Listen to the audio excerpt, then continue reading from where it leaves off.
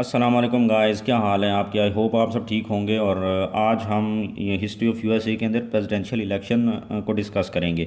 Previous lectures के अंदर हमने कॉन्स्टिट्यूशन को पढ़ा था, जो कि हमने स्टार्ट किया था आर्टिकल्स ऑफ कन्फेडरेशन से। फिर हमने new Jersey plan, Virginia plan देखा था, कनेक्टिकट कॉम्प्रोमाइज़ देखा। और फिर उसके बाद हमने वो देखे, उसके सैलिएंट फीचर्स देखे थे, जो 7 आर्टिकल्स हमने देखे थे।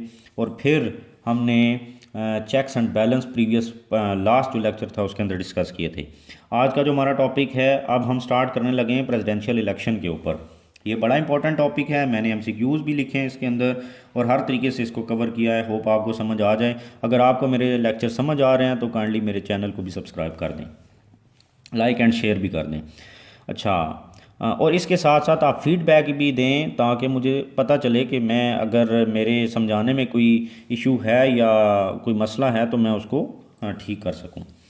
अच्छा, कंडीशंस फॉर यूएस कंटेस्टेंट। जो बंदा यूएस का इलेक्शन कंटेस्ट करता है उसके लिए कुछ कंडीशंस रखी हैं यूएस कॉन्स्टिट्यूशन के अंदर। वो क्या है? Number 1, as. उसकी एज जो है वो 35 ईयर्स होनी चाहिए। इससे कम एज का बंदा नहीं कंटेस्ट कर पाएगा। Nationality, natural born US citizen होना चाहिए। उसके बाद at least 14 year lived in US, और 14 साल एटलीस्ट वो यूएस के अंदर रहा हो। ये कुछ प्री कंडीशंस हैं उसके लिए। फिर फर्स्ट इलेक्शन 1788 में हुआ था। अब हम इलेक्शन ईयर देखने लगे हैं कि किस साल इनका इलेक्शन होता है। बेसिकली पाकिस्तान के अंदर जो डेमोक्रेटिक गवर्नमेंट आती है उसका टेन्योर 5 ईयर्स का होता है, लेकिन वहाँ पर 4 ईयर्स का टेन्योर होता है। तो अब कौन सा वो साल होता है जिस साल यूएस का इलेक्शन होता है, तो वो डिफाइंड है पहले से। कैसे? Every year which will be divided on 4। हर वो साल जो 4 पे डिवाइड होगा। फॉर एग्ज़ाम्पल 2016 का इलेक्शन, एक इलेक्शन हुआ था 2016 में, तो वो 2016 डिवाइडेड बाय 4 करेंगे तो कंप्लीट डिवाइड हो जाएगा। फिर इस दफ़ा का जो इलेक्शन हुआ है, लास्ट इलेक्शन, वो 2020 में हुआ है, वो भी डिवाइड करेंगे जब आप 4 पे 2020 को, तो वो भी डिवाइड हो जाएगा। इसी तरीके से, या अगर इस तरह नहीं तो फिर आप इस देखें, हर ओलंपिक ईयर, जिस साल में ओलंपिक्स होते हैं उस साल यूएस का इलेक्शन होता है। अच्छा, अगर ये भी नहीं तो फिर ये वाला जो है लीप ईयर, हर वो साल जिसमें फरवरी का महीने के 29 दिन होंगे, मतलब लीप ईयर होगा, उस साल यूएस के इलेक्शन होगा। वो election year of the US होगा। तो ये कुछ डिफाइंड चीज़ें हैं, ये आपको पता होनी चाहिए। फिर वहाँ पर पार्टीज़ कौन कौन सी हैं? बेसिकली अमेरिका के अंदर 2 पार्टी सिस्टम है। और 2 पार्टीज़ के अंदर कौन कौन सी पार्टीज़ हैं? One is Democrats and two second is Republicans. Democrats का जो सिंबल है दैट इज़ डंकी, और रिपब्लिकन्स का जो सिंबल है दैट इज़ एलिफेंट। इसको याद रखें, डी से डेमोक्रेट, डी से डंकी। तो मतलब डंकी जो है डेमोक्रेट्स का और एलिफेंट रिपब्लिकन्स का है। अब स्टेट्स हैं कुछ जो कि हम देखेंगे। कुछ हैं रेड स्टेट्स, कुछ हैं blue states, and some states are called swing states. Red states कौन सी हैं? Red states are those state which votes for Republicans.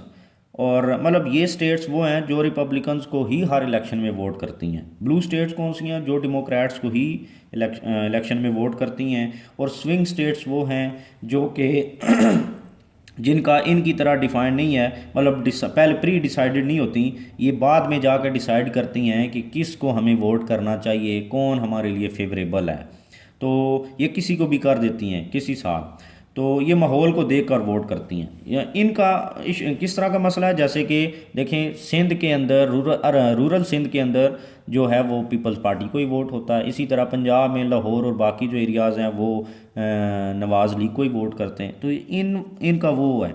बाकी ये जो है ये क्या है कि जैसे कि इस्लामाबाद है, या जो है वो साउथ पंजाब है, या इस केपी है, तो इनका मामला उस तरह का है।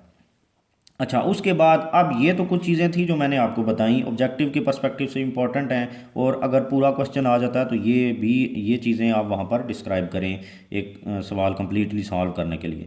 फिर जनवरी में बेसिकली स्टार्ट होता है। इससे पहले प्रोसेस स्टार्ट करने से पहले मैं आपको बता दूँ कि बेसिकली ये बहुत लेंथी प्रोसेस है जो यूएस का इलेक्शन प्रोसेस है। ये एक इलेक्शन होता है जो पार्टीज़ अपने तौर पर कराती हैं अपने कंटेस्टेंट को फाइनल करने के लिए कि किस बंदे को हमें कंटेस्ट करवाना चाहिए इलेक्शन। पार्टी ये डिसाइड करती है उस इलेक्शन के ज़रिए। और दूसरा ये कि उसके बाद फिर एक ऑफिशियल इलेक्शन होता है जिस तरह के हमारा इलेक्शन कमीशन कराता है। तो उसके लिए अब देखें 2020 के अंदर जो इलेक्शन हुआ था ना, तो इस वो तो 2020 नवंबर में जाकर इलेक्शन हुआ ना, लेकिन ये प्रोसेस जनवरी 2019 से स्टार्ट हो चुका था। क्या हुआ था बेसिकली जनवरी 2019 के अंदर क्या हुआ कि names of the party members who want to contest election के पार्टी, फॉर एग्जांपल एक डेमोक्रेट है ना, दूसरी रिपब्लिकन्स है तो दोनों पार्टीज़ में से चार चार पाँच पाँच लोग सामने आ गए जिन्होंने कहा कि हम इलेक्शन जो है कंटेस्ट करेंगे। लेकिन अब चार या पाँच लोग तो नहीं कर सकते, कंटेस्ट तो एक नहीं करना होता है। स्प्रिंग में क्या होता है, पार्टीज़ दो दो नाम फाइनल कर लेती हैं। डेमोक्रेट्स भी दो नाम फाइनल कर लेती है और तीन को रिजेक्ट कर दिया, और इसी तरीके से रिपब्लिकन्स जो हैं वो भी दो को फाइनल कर लेती है कि हम इन दो में से किसी एक को इलेक्शन कंटेस्ट कराएंगे। अब उन दो में से एक को फाइनल करने के लिए बेसिकली वो पूरे मुल्क के अंदर ऑफिशियल इलेक्शन से पहले एक इलेक्शन करवाती है, जो कि बहुत लेंथी प्रोसेस है। अब ये 2019 के पूरे साल के अंदर क्या हुआ कि दो बंदे फाइनल हुए हैं, दोनों पार्टीज़ के दो डेमोक्रेट्स ने फाइनल किए और दो रिपब्लिकन्स ने फाइनल कर लिए हैं। अब नेक्स्ट ईयर जनवरी में क्या हुआ, इसको हम पिज़्ज़ा स्टेप भी बोलते हैं। डेमोक्रेट जो है वो डेलीगेट्स बनाती है, delegates by both candidate on their behalf, इसी तरह delegates on personal behalf. Republican के जो दो कैंडिडेट्स हैं वो हर डिस्ट्रिक्ट के अंदर अपना अपना एक बंदा, एक डेलीगेट खड़ा करती हैं। ठीक है, फॉर एग्ज़ाम्पल एक स्टेट है कैलिफोर्निया, या एक स्टेट है उनकी वाशिंगटन डीसी, उसके 3 डिस्ट्रिक्ट्स हैं। तो वाशिंगटन डीसी के अंदर 3 डिस्ट्रिक्ट्स हैं, तो इसके 2 कैंडिडेट्स हैं, तो वो दोनों अपने 3 डेलीगेट्स वहाँ पर खड़े करेंगी। इसी तरह वाशिंगटन डीसी के अंदर 3 डिस्ट्रिक्ट्स हैं, तो उन 3 डिस्ट्रिक्ट्स के अंदर कैंडिडेट ए जो है वो भी अपने 3 बंदे खड़े करेगा, और कैंडिडेट बी जो है वो भी अपने बिहाफ पे 3 बंदे खड़े करेगा। अब ये 3 लोग जो है ना, क्या होगा, ज़ाहिर है इन 3 में से 6 टोटल लोग हैं, तो जब लोग वोट कास्ट करेंगे तो कोई 3 ही जीतेंगे ना, 2 में से एक ही जीतता होता है ना। तो 3 इसके खड़े हुए, 3 इसके, तो 6 में से 3 ही जीते। हो सकता है 2 इसके जीत जाएं पहले वाले के और एक दूसरे वाले का जीते। तो अब क्या हुआ, इस तरीके से क्या होता है कि डेलीगेट्स बनते हैं, इन्होंने अपने बनाए, इन्होंने अपने बनाए, और ये पूरे मुल्क के अंदर होता है। ये तो मैंने वाशिंगटन डीसी की एग्जांपल दी, तो 50 स्टेट जो हैं, सारी स्टेट्स के अंदर डेलीगेट कॉलेज फिर बन जाता है जब ये लोग अपने हर स्टेट में से, हर डिस्ट्रिक्ट में से जीत के आते हैं। तो वो लोग जब जीत के आते हैं तो उनको बोला जाता है डेलीगेट कॉलेज। अब वो डेलीगेट कॉलेज क्या करता है, वो स्प्रिंग में जाकर डेमोक्रेट्स नेशनल कन्वेंशन और रिपब्लिकन नेशनल कन्वेंशन के अंदर जाकर उन लोगों को वोट करते हैं जिनके बिहाफ पर वो खड़े होते हैं। ठीक है, जिस तरह जो बाइडन था और इसके साथ दूसरा जो बंदा था उनको वोट किया उन्होंने। अब यहाँ पर नेशनल कन्वेंशन जब हुए तो डेमोक्रेट्स के नेशनल कन्वेंशन के अंदर ज़्यादा वोट पड़ गए किसको, जो बाइडन को, और रिपब्लिकन का जो नेशनल कन्वेंशन हुआ वहाँ पर वोट पड़ गए किसको, ट्रंप को। तो इधर से ट्रंप फाइनल हो गया और इधर से जो बाइडन फाइनल हो गया। और अब ये इस पार्टी का एक कैंडिडेट फाइनल, इसका एक, अब ये दोनों बेसिकली ऑफिशियल इलेक्शन के अंदर मुकाबला करेंगे। अब ये प्रोसेस स्टार्ट हुआ स्प्रिंग में और अक्टूबर में जाकर ख़त्म हो गया। ठीक है, अब प्रेसिडेंशियल डिबेट्स होती हैं।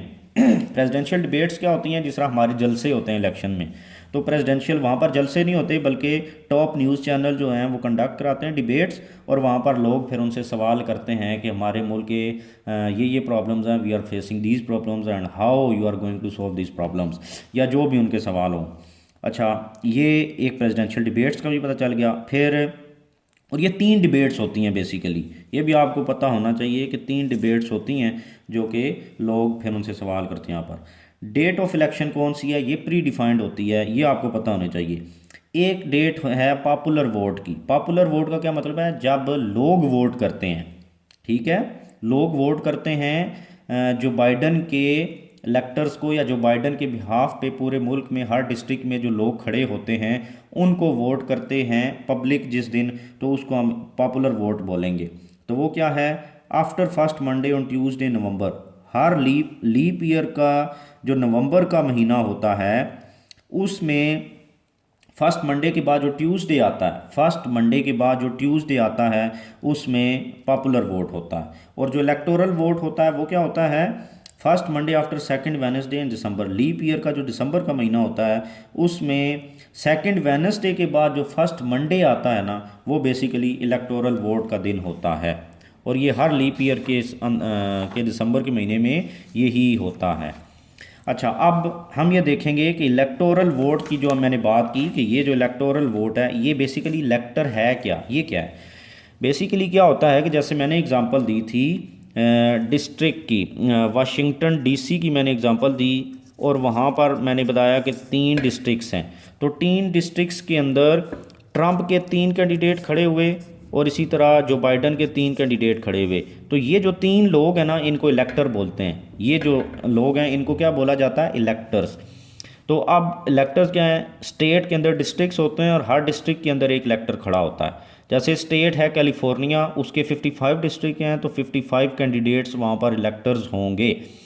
55 होंगे जो बाइडन के और 55 आगे किसके, ट्रंप के। तो उन 55 और 55 तो 110 हो गए, लेकिन जीतेंगे तो 55 ही ना, 2 में से 1 जीता है। अब इसी तरह पूरे मुल्क में 538 डिस्ट्रिक्ट्स हैं और 538 बेसिकली हर कैंडिडेट के लिए 538 इलेक्टर्स होते हैं।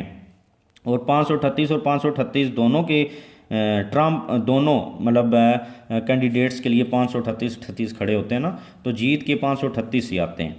अच्छा, अब क्या होता है, जब 538 इलेक्टर्स जीत के आ जाते हैं तो इलेक्टोरल कॉलेज बन जाता है, जैसे पीछे डेलीगेट कॉलेज बना था। इलेक्टोरल कॉलेज में क्या होता है, ये इलेक्टर्स जो होते हैं बेसिकली ये वोट कास्ट करते हैं। ठीक है, अब 538 में से फॉर एग्ज़ाम्पल 270 एक बंदे के हैं और 268 एक के हैं। अब यहाँ पर धांधली के भी चांसेस होते हैं कि 270 अगर ट्रंप के जीत के आ गए तो उनमें से ऊपर वाले 70 अगर इधर वोट कास्ट कर दें जो बाइडन को, तो उनको कोई रोक नहीं सकता। ठीक है ये हुआ है यूएस के अंदर कितनी दफ़ा।